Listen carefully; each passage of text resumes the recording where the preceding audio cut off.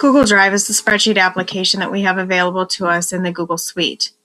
Each file is referred to as a workbook. The reason we call it a workbook is because it can contain multiple sheets within the file itself.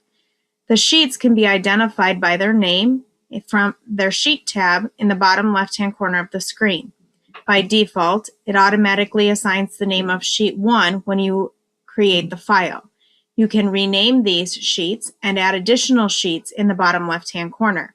If I were to add a new sheet, it would add a blank spreadsheet and title it Sheet 2, or Sheet 3, or Sheet 4, depending on how many you've inserted into the workbook in the past. Then you can delete these if you don't want them. You can also rename them.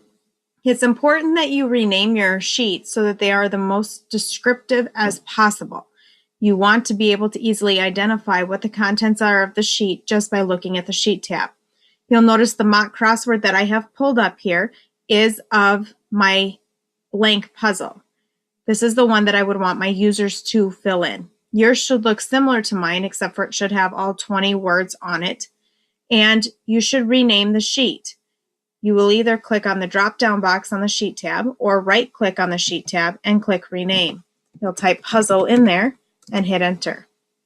Then you should have two sheets on this particular workbook. You should have the puzzle itself as well as the answer key. The easiest way to do this is to right-click on the Sheet tab or to click on the drop-down box and click Duplicate. It will automatically say Copy of whatever you named the first sheet. So mine says Copy of Puzzle.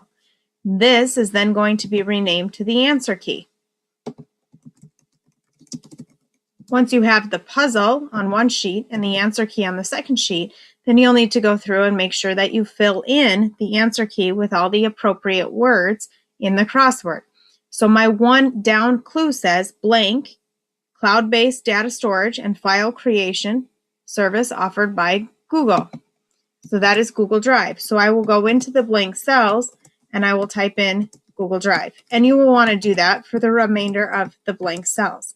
Now, if you have the answer key that you started with, then on this sheet you would go through and take out all of the letters and create the puzzle itself.